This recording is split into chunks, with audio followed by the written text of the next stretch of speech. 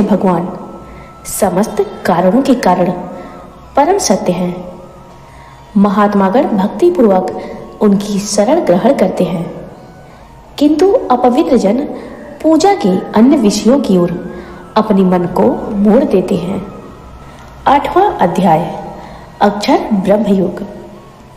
इस प्रकार भगवान श्री कृष्ण के वाक्यों को ध्यान से सुनकर अर्जुन ने कहा, हे पुरुषोत्तम, आपके द्वारा कहा गया वह ब्रह्म क्या है, अध्यात्म क्या है, कर्म क्या है, तथा अधिभूत और अध्यात्म कहे जाने वाले भी क्या है।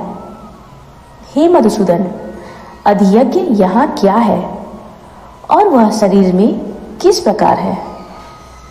अंतकाल में निश्चल चित्त वाले पुरुषों द्वारा आप किस भांति जाने जाते हैं।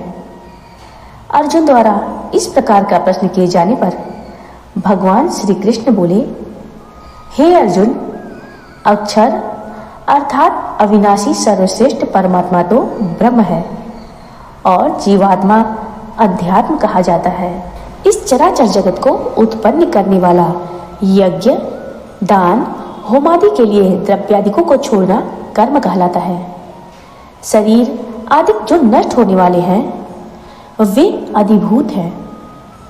विराट पुरुष ही अधिदैव है तथा हे शरीरधारियों में श्रेष्ठ अर्जुन, इस शरीर में विष्णु रूप अधियज्ञ मैं ही हूँ। अंत समय में जो मनुष्य मेरा ही स्मरण करता हुआ देह त्याग कर जाता है वह निसंदेह मेरे को ही प्राप्त होता है, क्योंकि हे कुंती नंदन, अंतकाल में जिस भाव का स्मरण करता हुआ मनुष्य शरीर त्याग करता है उसी को प्राप्त भी करता है। दृढ़तापूर्वक सदा जिस एक ही भाव का चिंतन करता है अंत समय में वही स्मरण भी होता है। हे अर्जुन, तुम निस्दिन निरंतर हर समय मुझको स्मरण करते हुए युद्ध करो।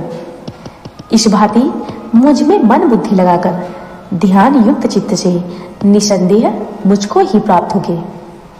हे पार्थ, ईश्वरार्पण बुद्धि तथा अभ्यास रूप योग से युक्त हो दूसरी ओर मन को जाने न देता हुआ तथा मेरा हर समय चिंतन करता हुआ मनुष्य परम प्रकाश रूप दिव्य पुरुष परमात्मा को ही प्राप्त होता है।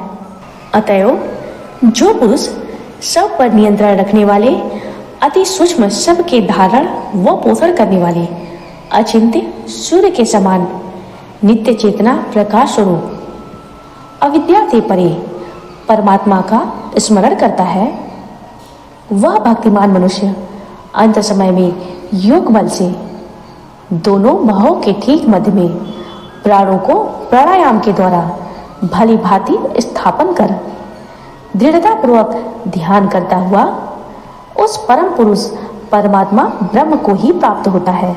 वेद को जानने वाले जिसको अक्षर कहकर पुकारते हैं, यज्ञशील महात्मा जिसमें प्रवेश करते हैं तथा जिसकी प्राप्ति की इच्छा से मनुष्य ब्रह्मचर्य का पालन करते हैं, उस परम पद को मैं तुमसे कहूंगा। सब इंद्रियों के द्वारों को रोककर मन को हृदय में स्थित कर प्राणों को मस्तक में धारण करके समाधि योग में स्थित हो प्रणव अर्थात ओम ऐसे एकाक्षर ब्रह्म का उच्चारण करते हुए जो पुरुष शरीर त्याग करता है वह परम गति को पाता है। हे पार्थ, जो केवल मुझ में ही मन लगाकर सदैव मेरा चिंतन करता है वह नित्य युक्त योगी मेरे को सहज ही प्राप्त कर लेता है। मेरे को प्राप्त रूप परम सिद्धि को पहुंचे योगी दुख के स्थान रूप क्षणभंगुर पुनर्जन्म को प्राप्त नहीं होते। कारण कि हे अर्जुन, ब्रह्मलोक से लेकर सभी लोक की प्राप्ति वाले संसार में बार बार आने वाले हैं, परंतु मुझे प्राप्त कर लेने के पश्चात हे कौन्तेय, मनुष्य को फिर जन्म नहीं लेना पड़ता। हे अर्जुन, जो पुरुष ब्रह्मा के एक दिन को संसार का 1000 चौकड़ी युग वाला तथा रात्रि को भी उतनी ही अवधि वाला तत्व से जानते हैं, वास्तव में वे ही समय काल के तत्व को जानने वाले हैं। ब्रह्मा के दिन होने पर अव्यक्त ब्रह्म के सूक्ष्म शरीर से सब भूत गणों दृश्य जगत की उत्पत्ति होती है और उसी भांति रात होने पर उनका प्रलय हो जाता है, अर्थात ब्रह्म उस सूक्ष्म शरीर में लीन हो जाते हैं। वही यह भूत समझ दृष्टिमान जगत उत्पन्न होकर प्रकृति के वश में हुआ रात्रि के प्रवेश काल में ब्रह्मा में लय होता है तथा दिन के प्रवेश काल में उत्पन्न होता है। हे अर्जुन, इसी प्रकार ब्रह्मा के 100 वर्ष पूर्ण होने पर अपने लोक सहित यह ब्रह्मा भी शांत हो जाता है। इस अव्यक्त से भी बहुत परे दूसरा सनातन अव्यक्त भाव है। समस्त प्राणियों का नाश होते हुए भी वह सनातन अव्यक्त भाव है।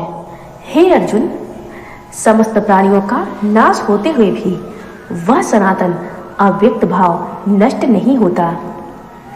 जो अव्यक्त अक्षर अर्थात कभी नाश न होने वाला कहलाता है, इसी को परम गति कहते हैं।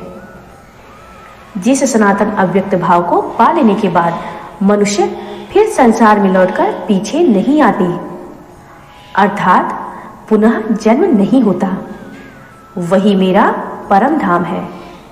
हे पार्थ, सब प्राणी जिसके अंतर्गत है और यह सब जगत जिससे परिपूर्ण है, वह सर्वोत्तम पुरुष परमात्मा के दर्शन व अनन्य भक्ति से ही प्राप्त होते हैं। हे अर्जुन, जिस समय मृत्यु को प्राप्त होकर मनुष्य मोक्ष प्राप्त करता है अथवा जिस समय मरने से दूसरे शरीर को ग्रहण करता है, अब मैं तुम्हें वह बतलाऊंगा।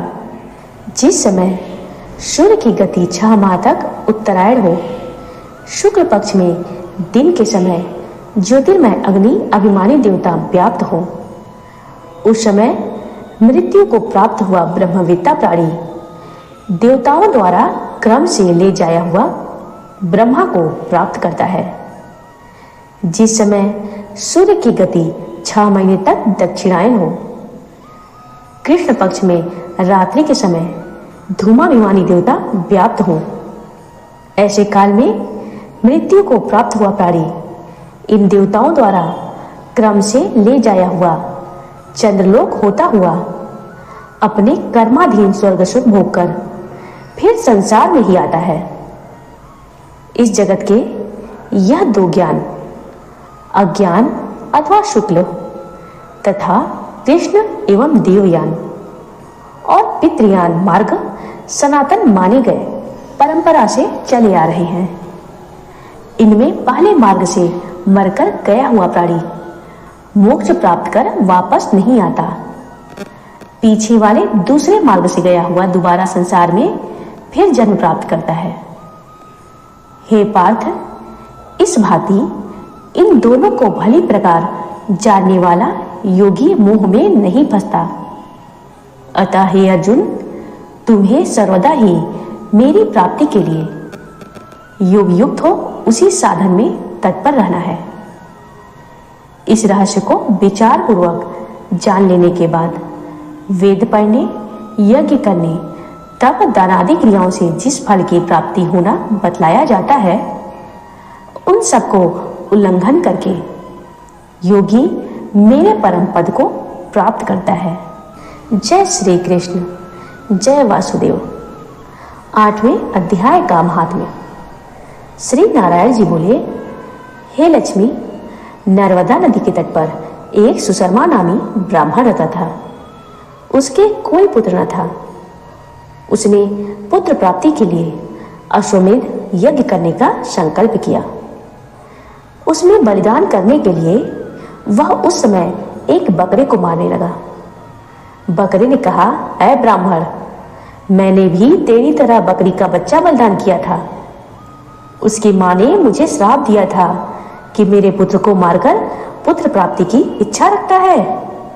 किसी दिन तेरे गले पर भी छुरी चलेगी। मैंने उसकी परवाह न की। तब ब्राह्मण बोला, मैं तुझे एक आंखों देखी घटना सुनाता हूँ। कुरुक्षेत्र तीर्थ में चंद्र शर्मा नामी राजा स्नान करने को आया। ग्रहण के अवसर पर उसने लोहे का आदमी बनवाकर एक ब्राह्मण को दान दिया। वह लोहा का आदमी हंसकर बोला, क्या तू मुझे पचा सकेगा? ब्राह्मण बोला, मैंने तेरे जैसे कई पचाए हैं। वह लोहे का आदमी उसी समय फट गया और एक काली मूर्ति निकली। तो ब्राह्मण ने गीता के 8वें अध्याय का पाठ किया। उसी समय कालिका दिव्य देह पाकर बैकुंठ चली गई। तब बकरा ब्राह्मण से बोला, तुम्हारे घर कोई गीता पाठी है जिसे मैं इस अधम देह से छूटूं? ब्राह्मण बोला, इस नगर में एक गीता पाठी रहता है। उसने गीता के 8वें अध्याय का पाठ किया जिससे बकरे की मुक्ति हुई। नारायण जी बोले, हे लक्ष्मी, यह तूने गीता के 8वें अध्याय का महात्म्य सुना।